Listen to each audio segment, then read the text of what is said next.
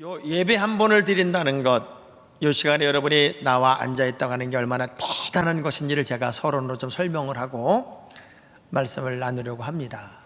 방화세 이론을 만든 골드 스미스라고 하는 리더십 최고의 전문가가 한 분 계세요. 이 전문가를 통해서 무언가를 배우기 위해 어떤 세미나나 일이 만들어지면 사람들이 모여요. 그런데 이 사람한테 배우는 사람들은 시시한 사람들이 모이는 게 아니라 구글, 마이크로소프트, 포드 이런 대기업의 최고 경영자들이 모여서 이분의 리더십 강의를 듣겠다고 와요. 그런데 1회 한 번의 강의를 듣기 위해서 이분들이 내는 돈이 얼마냐면 2억 5천만 원입니다.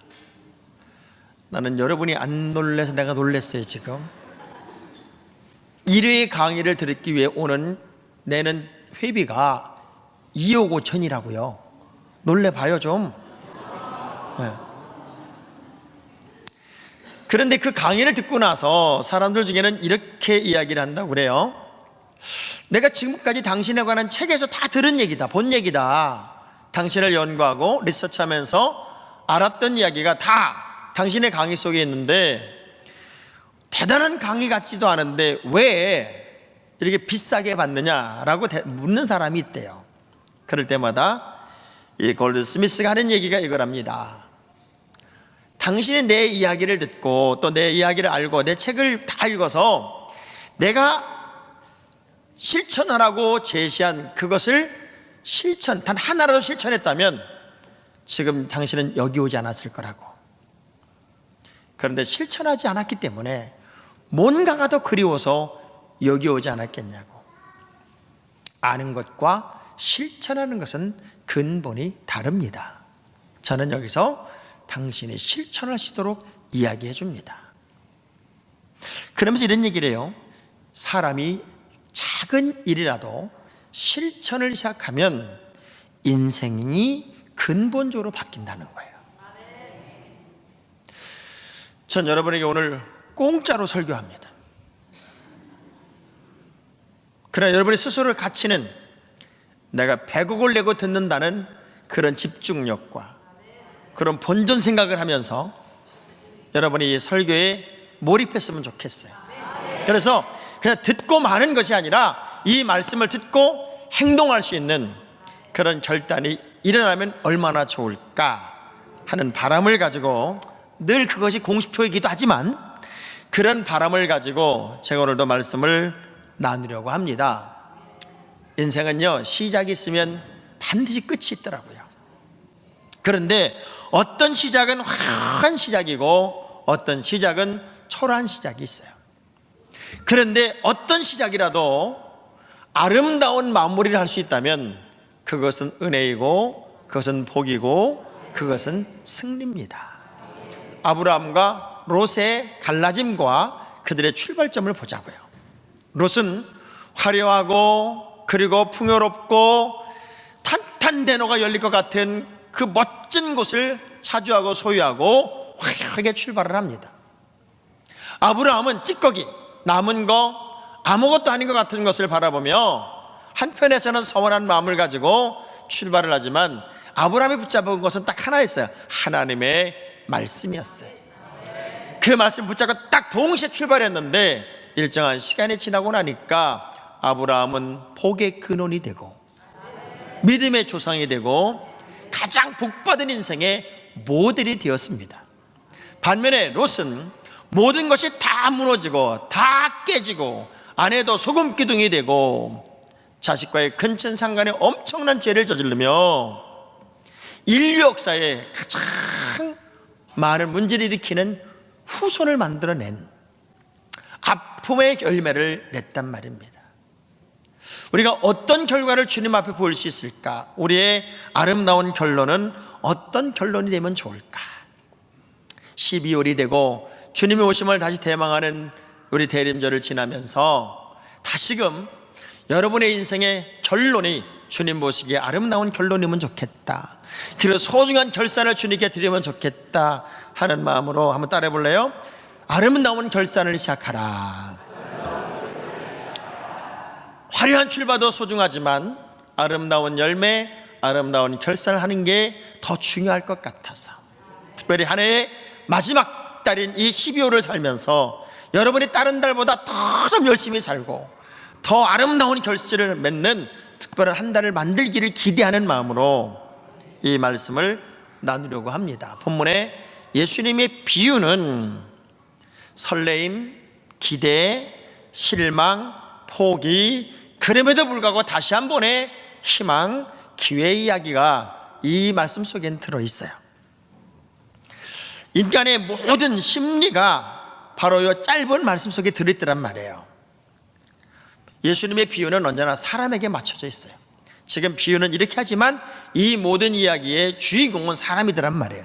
그러면 이 말씀은 곧 나에게 하시는 말씀이기도 합니다.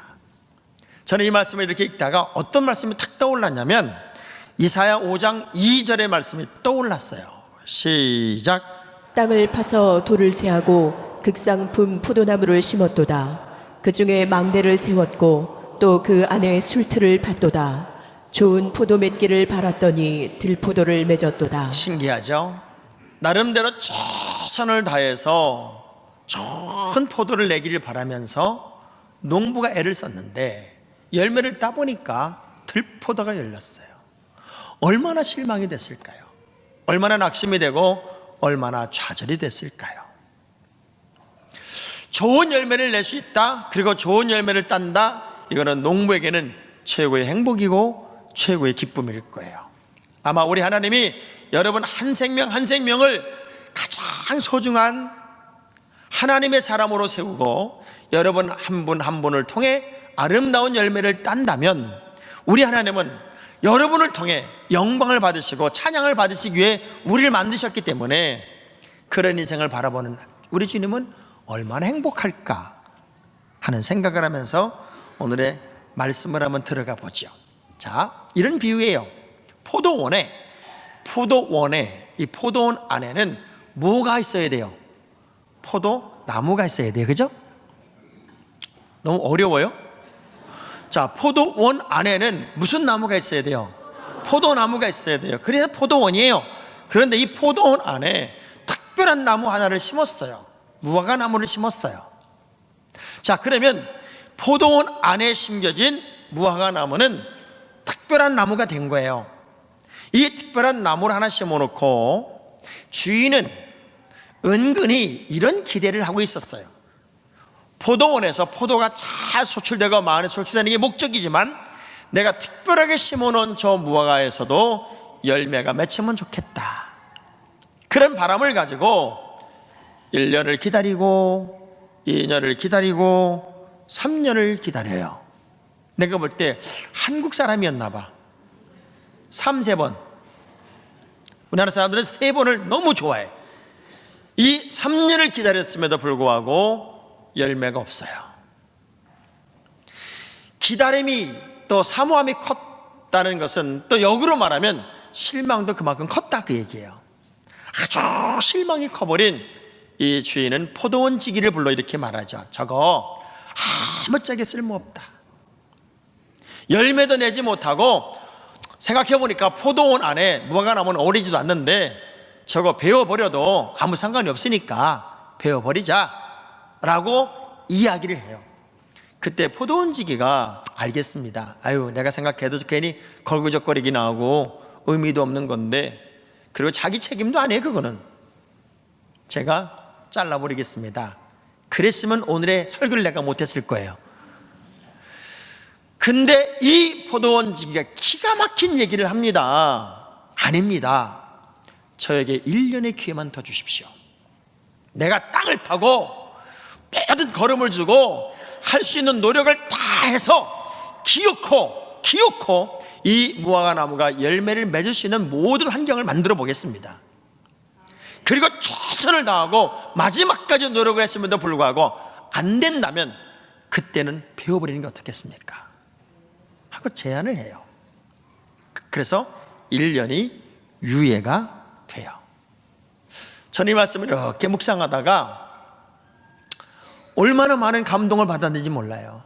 나라고 하는 존재, 또 우리라고 하는 존재는 사실은 포도원 안에 들어갈 수 없어요. 나 같은 죄인이, 나같이 부족한 인생이 하나님의 우리 안에 들어갈 수 없는 어찌 보면 특별한 존재처럼 이 포도원 안에 들어가 있어요. 그 안에 들어있는 것도 놀라운 건데, 특별하게 부름받은 내가 우리 주님의 주인의 열매를 기대하게 하는 그런 대상자가 됐다는 것도 은혜지만, 열매를 내지 못했을 때 기다려주고 또 기다려주면서도 마지막 순간까지도 또다시 희망을 이야기하는 우리 주님의 말씀을 이렇게 묵상해 보면, 여전히 주님은 나 하나를 바라보며, 여러분 하나를 바라보며, 너 이렇게 좀 살아줘라, 너 이렇게 좀 열매를 내줘라, 너 이렇게 좀 멋지게 살아줘라 라고 하는 그 주님의 기대가 여전히 계속되고 있는 것은 아닐까. 여러분 가만히 생각해 봐요. 나를 빛내기 위해 사는 사람의 얼굴은요, 행복이 없어요. 내가 잘나야 되고, 내가 인정받아야 되고, 내가 박수 받아야 되고, 나를 무시하면 못 살겠는 그런 사람들을 보면 얼굴에 행복이 하나도 없어요. 그런데 남을 빛나기 위해서 사는 사람들 보세요. 남을 빛나게 하기 위해 사는 사람들을 보면은 그렇게 얼굴이 행복해 보이고, 그렇게 신바람 나 있고, 그렇게 에너지가 넘쳐요. 내가 나를 빛나게 하려고 하는 사람은요, 요만한 문제만 터지면 그냥 자존심을 꺾었다고 그러고, 무시당했다고 그러고, 난리를 부려요. 그런데 나는 없고 너를 높이기 위해 살라는 게 주님의 뜻이잖아요. 다른 사람을 나보다도 낫게 여기라고 그랬잖아요. 근데 신기하게 예수를 오랫동안 믿었음에도 불구하고 나만 알아달래요, 나만 인정해달래요, 나밖에 안 보이는 사람들이 너무 많아요. 여러분, 다른 사람을 높여봐요, 다른 사람을 세워봐요, 행복해져요. 웃지 않을 것 같은 아멘이야. 사람은요, 조금이라도 인정을 받으면 그 인정받았다는 행복 때문에 에너지가 2배, 3배가 돼요. 봐요. 두 카페가 있어요. 카페가 두 집이 있는데 8번 우리 집을 방문하면 한 번은 무료예요. 공짜예요. 그런데 어느 집은 칸을 8개를 만들어 놓고 빈 종이를 줘요. 어느 집은 칸을 10개를 만들어 놓고 2개를 먼저 찍어 놓고 줘요. 똑같이 8번을 와야 되거든요. 그래 한 번 무료로 먹는 거예요. 근데 신기한 건 10칸을 만들어 놓고 2개를 먼저 찍어 주고 준 이 카드를 받은 사람들이 하나도 안 찍어 놓고 8칸을 만들어 놓은 이 카페에 비해서 50%가 더 완성을 시키더래. 여러분 같아도 그 집 가겠지. 왜? 기분이 좋잖아요. 벌써 2개나 찍혀 있는데. 근데 똑같이 8번은 가야 되는데. 이미 우리에게는 하나님의 자녀라고 하는 신분이 있어요. 세상 사람과 달라요. 그래서 다른 인생들보다도 더 완성도 있는 삶을 우리는 살아야 돼요. 세상 사람과 똑같이 살면 안 된다고요. 그래서 한번 따라 합시다. 나무는 반드시 열매를 내야 됩니다. 고로 나도 열매를 내야 합니다. 왜냐하면 주인은 나무에서 열매를 찾아요. 그 나무에서 열매가 그리운 거예요. 열매가 나기를 바라는 거예요. 그러면 당연히 우리가 크리스찬이라는 이름을 가지고 산다면 여러분에게도 하나님이 원하는 열매가 나타나야 된다는 거예요. 그것이 매체된다는 거예요. 참 재미있는 삶의 방식을 한번 여러분 생각해 보세요. 요즘 어떻게 사세요? 이렇게 물으면 그냥 평범하게 사는 사람들의 대답은 항상 이렇대요. 그저 그렇지요 뭐, 매일 똑같아요. 대충 돌아는 가요. 먹고는 살지요. 거기서 거깁니다. 여기 이제 일반적으로 사는, 보통 아무 생각 없이 사는 그런 사람들은 대답을 이렇게 한대요. 부정적인 사람은 죽을 지경입니다. 묻지 마세요. 아주 지겹습니다. 피곤해요. 그리고 별로입니다. 사는 게 이렇게 힘든지 모르겠습니다. 이게 부정적인 사람은 늘 이렇게 말하고, 긍정적인 사람들은요, 죽여줍니다, 끝내줘요, 좋습니다, 환상입니다, 아주 잘 돌아가지요. 자, 이렇게 말하는 사람을 보면 거기에 열정과 에너지가 있더래. 여러분, 아니어도 한번 우리 해봅시다. 그렇게 제가 여러분 어떻게 사세요? 그러면 긴 거는 금방 해주면 까먹으니까 좋습니다, 이것만 한번 해봐요. 자, 요즘 어떻게 사세요? 좋습니다. 이번에는 아주 잘 돌아갑니다. 시작. 한 번만 더 하고 끝낼게요. 요즘 어떻게 사세요? 그러면 환상입니다, 한번 해보는 거예요. 요즘 어떻게 사세요? 환상입니다. 그렇게 말하면서 인상 쓰는 사람은 바볼걸? 나무가 열매를 내야 한다면 하나님의 안에 그리스도 안에 심겨진 나도 여전히 열매를 내는 인생이 되어야 된다, 그 얘기예요. 갈라디아 5장 22절의 말씀, 23절의 말씀 보니까 도대체 열매가 뭐냐, 크리스찬의 열매가 뭐냐, 우리는 영적인 존재, 영적인 사람이기 때문에 성령의 열매가 나타내야 된다, 그 얘기예요. 여러분이 움직이는 모든 동선 속에서, 여러분이 움직이는 모든 삶의 환경 속에서는 다른 사람이 여러분을 볼 때 맞아, 예수 믿는 사람은 달라, 역시 예수 믿는 사람은 저렇게 사는 거구나, 어쩌면 저렇게 생각이 다를까, 행동이 다를까, 말이 다를까, 이걸 느끼게 살아야 된다는 거예요. 그게 뭐예요? 성령의 열매야. 자, 그냥 읽지 말고요, 하나하나 그 열매를 곱씹어 보면서 내가 저렇게 살고 있는가를 느끼면서 한번 읽어보세요. 시작. 오직 성령의 열매는 사랑과 희락과 화평과 오래 참음과 자비와 양선과 충성과 온유와 절제니 이 같은 것을 금지할 법이 없느니라. 진짜 영적인 사람들은 이게 나타난다는 거예요. 열매로, 성령의 열매로 내게 나타나는데, 사랑, 희락, 화평, 오래 참음, 자비, 양선, 충성, 온유, 절제, 이런 것들이 그냥 삶에서 자연스럽게 나타나서 사람들이 그것을 본다는 거예요. 역시 사랑이 많네, 역시 여유로워, 역시 사람이 다르네. 뭔가 차별화되어 있다는 거예요. 차별화되어 있다는 거예요. 예수의 사람으로 산다는 것은 주님께서 우리에게 하신 말씀이 우리의 삶 속에서 드러나고 나타나게 산다는 거랑 똑같아요. 자, 제가 질문 안 할 거예요. 여러분 정확하게 대답을 하세요. 자, 남자들에게 먼저 질문하겠습니다. 무지하게 예쁜 여자, 말할 수 없이 예쁜 여자가 사고를 당해서 얼굴이 다 일그러졌어요. 그래서 여러분 앞에 나타났어요. 남자들이 대답하세요. 여러분 앞에 나타났어요. 옛날처럼 사랑할 수 있을까요? 대답 안 할 줄 알았어, 내가. 옛날처럼 똑같이 사랑할 수 있을까요? 네? 어느 단체에 질문을 했더니 30% 정도만 옛날처럼 사랑할 수 있겠다라고 대답을 하더래요. 자, 그럼 여자들이 대답을 해보세요. 백만장자, 어마어마하게 잘 살던 남자가 그만 갑작스러운 사업 부도로 인해서 길거리에 앉았어요. 거지가 됐어요. 그 남자를 옛날처럼 사랑할 수 있을까요? 지금 여러분 엄청나게 갈등하고 고민하고 있는데, 지금 여러분이 착각하는 게 있어요. 뭐냐면 남자들은 그 여자가 내 애인이라고 생각하고 있고 그 남자가 내 애인이라고 생각하고 있어요. 근데 아니었어요. 그 예쁜 여자는 그 남자의 어머니였고, 그 백만장자는 그 여자의 아버지였어요. 자, 그렇다면 다시 여쭤볼게요. 옛날처럼 지금이 변했다 할지라도 사랑할 수 있을까요? 100%죠? 인간의 가장 큰 문제점이 뭔가 봤더니 환경과 조건을 따라 사랑하더라는 거예요. 남편과 아내는, 내 애인을 향해서는 난 그렇게 못해, 이게 얼마나 이기적인 거냐는 거예요. 그럼 사랑했다는 게 아니죠.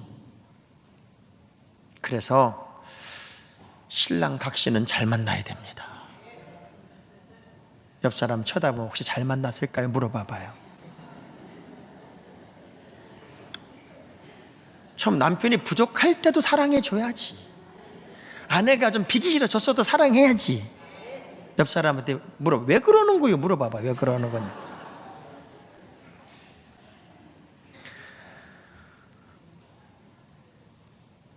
성지순례를 이렇게 갔을 때 이집트에서 이스라엘에 넘어가는 긴 광야길을 버스를 타고 가요. 가다 보면 참 놀라운 광경이 펼쳐져요. 오아시스가 보여요. 그 오아시스가 있는 곳에는 사람들이 모여 살아요. 거기 가면 나무들이 우거져 있고 집들이 있어요. 그리고 그 주변을 벗어나면 다 또 황량한 사막이에요. 자, 똑같은 토양인데 어떻게 여기는 이렇게 나무도 있고 이렇게 사람도 살 수 있는 환경이 되었을까를 보면 불이 있어, 불이. 그럼 사막의 땅, 그 모래가 나쁜 땅이냐? 아니요. 어떤 사막이라도 물만 들어가면 생명이 살아요. 그리고 모든 게 살아나요. 여러분에게는 이미 사막 같은 내 인생, 나에게도 생수이신 예수 그리스도가 들어와 있단 말이에요. 그러면 당연히 생명이 살듯이 아름다운 열매가 나타나야 되고 아름다운 모습이 보여야 되는데 왜 여전히 옛날과 똑같은 삶을 반복적으로 살을까? 그렇다면 생수이신 주님이 내 안의 주인이 아닌 건 아닐까? 자기 스타일로 딱 고정을 정해놓고 난 요거 이상 안 넘어간다고 어쩌면 금을 거놓고 예수를 믿는 건 아닐까? 그래서 우리 주님이 답답하기에 기다리세요. 얼마만큼? 기다릴 만큼 기다리세요. 열매를 낼 수 있을 만큼 기다려 주신다, 그 얘기요. 따라서 기다리시는 하나님. 그래서 우리는 어떤 철이 들어야 되냐면 하나님의 기다림의 시간을 단축시키는 지혜가 필요해요. 마냥 기다리게 하지 말란 말이에요. 그 기다림의 시간을 단축시키는 철든 모습이 필요하지 않을까. 사람은 선입견이 하나 딱 있으면 그 다음부터는 아무것도 안 할 것처럼 살아요. 제가 이번에 부흥회를 갔던 컬럼에 있는 그 목사님은 고기라는 고기를 하나도 못 먹어요. 소고기, 돼지고기, 닭고기, 오리고기 하나도 못 먹어요. 난 별 목사님도 다 봤어요. 그래서 왜 안 먹냐? 왜 이게 이 맛있는 걸 왜 안 먹냐? 그랬더니 되게 재밌는 얘기를 해요. 어릴 때, 아주 어릴 때 돼지 잡는 모습을 본 거야. 그래서 그게 너무 잔인하게 돼지가 죽는 모습을 보면서 그게 생각이 나. 고기만 먹으려면 돼지 잡는 게 생각이 나가지고 고기를 못 먹고 있더라고요. 제가 이런 얘기를 했어요. 그러니까 교인들이 목사님이 늘 걱정스러운 거예요. 그래서 목사님 얘기만 하면 울어. 불쌍하다고. 고기도 못 먹는 목사님. 그래서 힘이 없는 목사님. 늘 울어. 근데 마침 그 교인 중에 닭갈비집을 하는 집이 있어서 거기 이제 점심을 먹으러 가길래 교인 많이 안 모이니까 낮에 뭐 한 20명도 안 모이니까 제가 다 가자. 싹 갑시다. 그래서 그 집으로 다 가서 20명이 다 앉았어. 손님은 우리밖에 없더라고. 목사님 내가 제 앞에 앉았고 사모님이 그런 얘기를 해요. 고기를 먹어본 지가 언제인지 모르겠다고. 목사님이 고기를 안 먹으니 교인도 못 먹고 자기도 못 먹는다고 나한테 불평을 얘기하는 거야. 그래서 제가 목사님에게 그랬어요. 목사님, 나도 개고기 못 먹었다. 근데 목회를 딱 시작했는데 우리 교회 여선교회 회원들이 어떻게 개고기를 잘 먹는지, 이분들이 시간만 나면 개를 한 마리 갖다가 내 앞에서 개를 한 마리씩 통째로 뜯어먹고 앉았더라. 그때부터 내가 이런 생각이 들더라. 내가 개고기를 못 먹으면 저분들한테 왕따를 당하겠구나. 그래서 한두 점 먹다 보니까 아직은 내가 맛은 모르지만 누가 먹으러 가자면 먹을 수는 있을 만큼은 내가 됐다. 그러니 교인들이 좋아하더라. 목사가 왜 사냐? 교인들이 좋아하라고 사는 거 아니냐? 넥타이 왜 맨 줄 아냐? 교인들이 끄고 댕기라고 산 거다. 그러면서 제가 먹어. 그랬어요. 지금 당장 먹어. 저보다 좀 어리니까 먹으라고.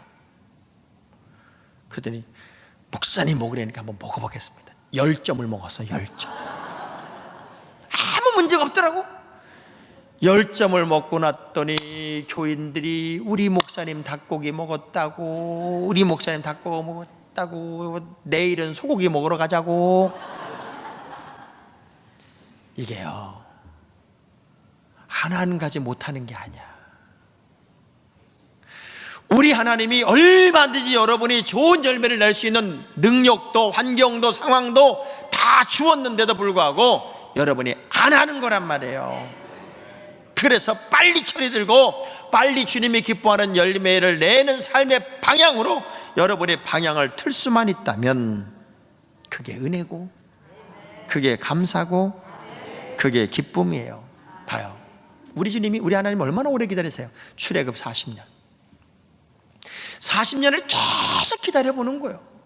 기다리고 또 기다리고 또 기다려요. 결국 안 되니까 그들은 정말 찍어버리더라고요. 그러나 탕자의 비유를 통해서 돌아오기만 하면, 제자리만 찾으면 그 필요한 것들을 다 공급하시는 게 또 하나님의 은혜고 역사더란 말이에요. 할 수만 있으면 우리 주님이 여러분을 기다리는 기다림의 시간을 빨리 처리 들어서 단축시키세요. 행복한 위선자란 소설을 보면은 로드헬이라고 하는 타고난 악동 이야기가 있어요. 진짜 못된 놈이에요. 그래서 맨날 사람한테 해코지하고 못된 짓을 하는데 어느 날 이 악동도 어떤 여인을 사랑하기 시작했어요. 근데 그 얼굴만 봐도 악한 얼굴이어서 어떤 여자한테 가도 여자가 심리는 도망가니까 도저히 그 얼굴은 안 되니까 그 동네 제일 인자한 성자의 얼굴 가면을 쓰고, 얼굴 가면을 썼다는 것을 그냥 여러분 이렇게 썼다고 생각하지 말고 소설이니까 그 얼굴 모형으로 하고 이 여자에게 탁 갔더니 이 여자가 또 홀딱 반해가지고 둘인 사랑에 빠졌어요. 그래서 결국은 연애를 하게 됐고 결혼을 하게 돼요. 그리고 꽤나 긴 시간을 살았을 때 이 악동인 이 남자를 알고 있는 저 여자와 라이벌 여자가 이 실체를 보여주리라. 그래서 둘이 도란도란 얘기하고 있을 때 그냥 몰래 달려가가지고 이 가면을 확 비껴버린 거야. 그러면 그 악한 얼굴이 나올 줄 알았더니 세상에 그 성자 얼굴과 똑같이 된 거야.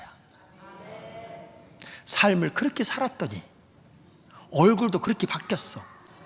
지금 여러분 얼굴이 썽이 나 있고 인상을 벅벅 쓰는 사람은 감이라도 씌워놔야 돼. 삶을 바꾸면 얼굴이 바뀌어요. 삶을 바꾸면 얼굴이 아름다워져요. 자, 축복이라도 하고 우리 말씀 들읍시다. 옆 사람 얼굴 뚫어지게 쳐다보면서 어쩌면 그렇게 인상이 아름다우세요. 어쩌면.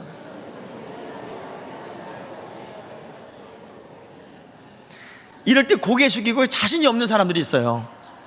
다시 해봐요. 어쩌면 이렇게 인상이 아름다우세요. 자, 이렇게 축복합시다. 아유, 댁도 만만치 않네요.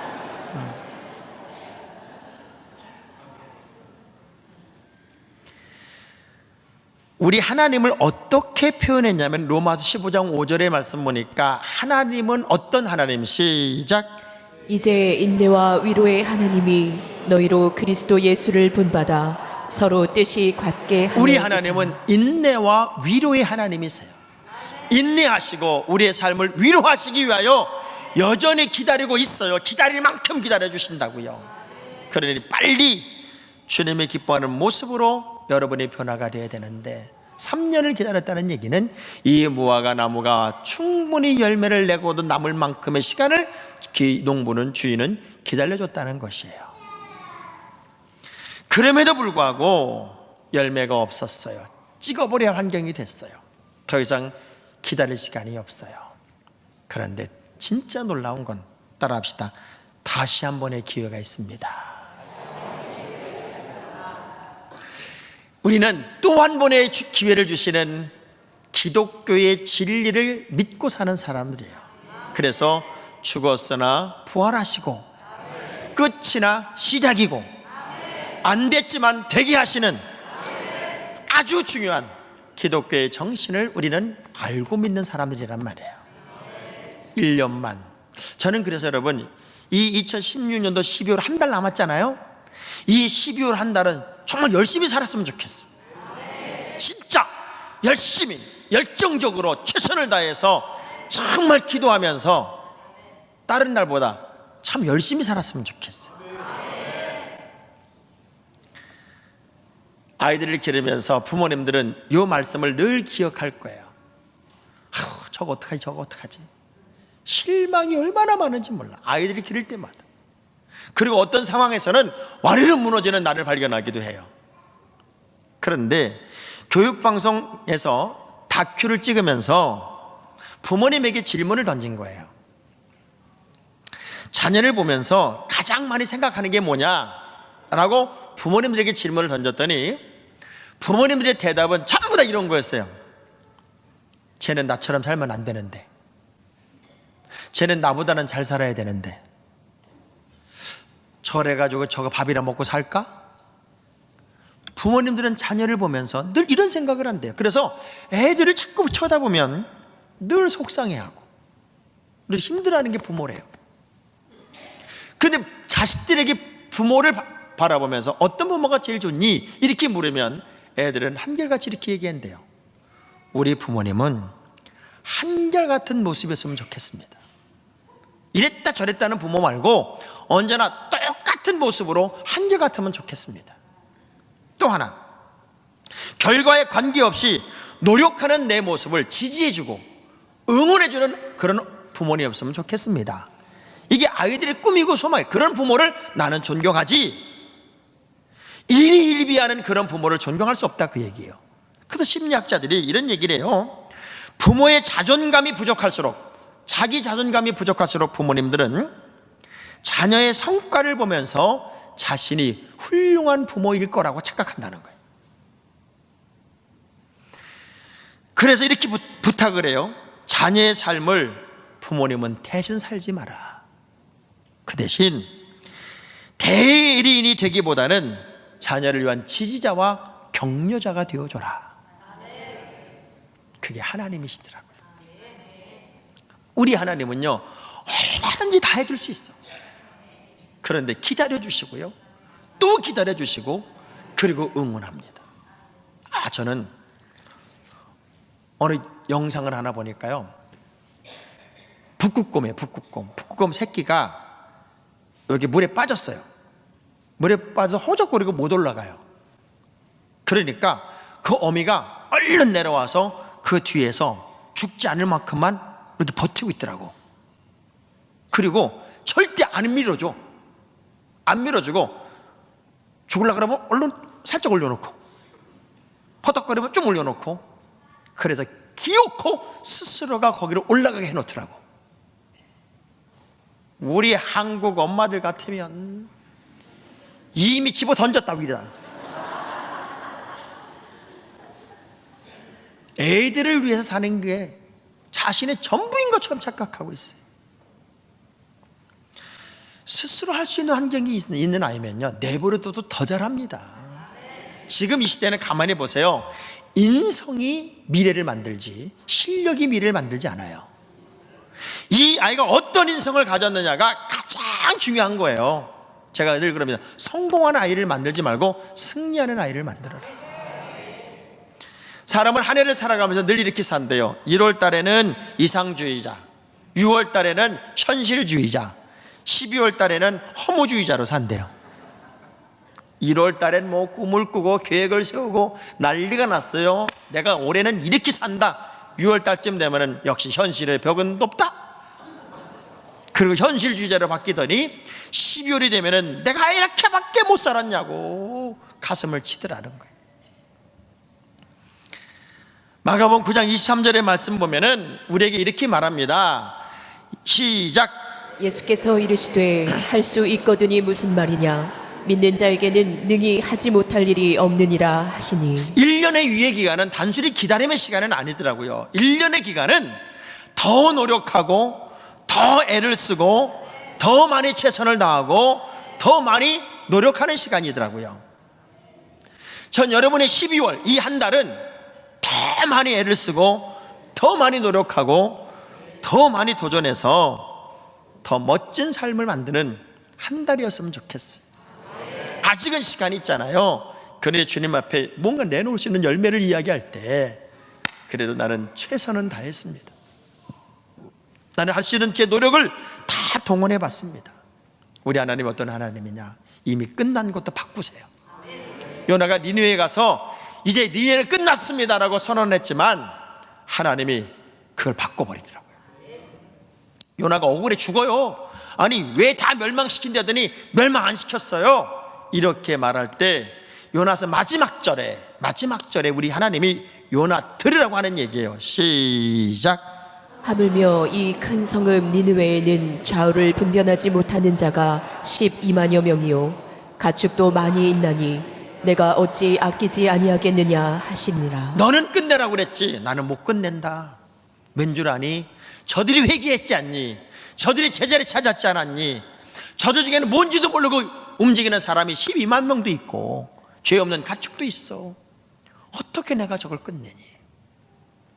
하나님은요 때로는 번복도 하시더라고요. 우리가 제자리만 찾으면 우리 하나님은 여러분의 인생을 새롭게 만드시고 또 좋은 열매를 낼 수 있도록 기다리시고 또 기다리시는 분이 나의 하나님인 걸 꼭 믿으시기를 바랍니다.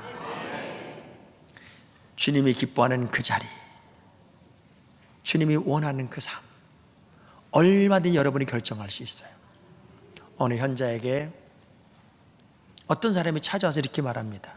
선생님, 우리 집 개가 새끼를 낳는데 부모님 제사를 지내야 될까요? 지내지 말아야 될까요? 그러니까 그 현자가 뭐라 그러는가 하면 지내지 말게. 또 조금 있다가 어떤 사람이 와서 이렇게 말합니다. 우리 집 개가 새끼를 낳는데 우리 부모님 제사를 지내도 되겠지요? 그러니까 또 뭐라고 대답하냐면 지내게 그러는 거예요. 그러니까 곁에 있던 사람이 물어요. 아니 어떤 사람한테는 제사를 드리지 말라고 그러고 어떤 사람은 제사를 지내라고 그러는 이유가 뭡니까? 이 사람아, 묻는 걸 보면 안 해. 어떤 놈은 드리기 싫어서 묻는 거고 어떤 놈은 드리고 싶어서 묻는 거 아닌가. 그러니 딱 들어보면 드리기 싫어하는 놈의 제사를 누가 받겠나. 귀신도 안 받는 거예요. 그러니 드리기 싫은 사람이 얘기를 꺼내는 건 합리화를 찾는 거니까 드리지 말라고 그런 거고, 드리고 싶은 사람이 얘기하는 건 드리고 싶어서 하는 거니까 드리라고 그런 거예요. 결국 모든 건 마음에 있네 이런 얘기를 했어요. 여러분 열심히 살 수도 있고 대충 살 수도 있어요. 그건 여러분의 몫이에요. 그러나 주님 앞에 이 2016년 마지막 마감하기 전에 뭔가 아름다운 결산, 아름다운 열매를 드릴 것이 좀 있었으면 좋겠어요. 최선의 열매를 주님께 드릴 수 있는 그 특별한 한 달 열심히 살아봅시다. 주먹 불끈 쥐고 이제부터 남은 시간 열심히 살아보겠습니다. 열심히 기도하고 열심히 예배 생활하고 열심히 회사에서도 어떤 자리에서도 참 열심히 산다 이런 소리 들어보는 한 달 만들어 봐요.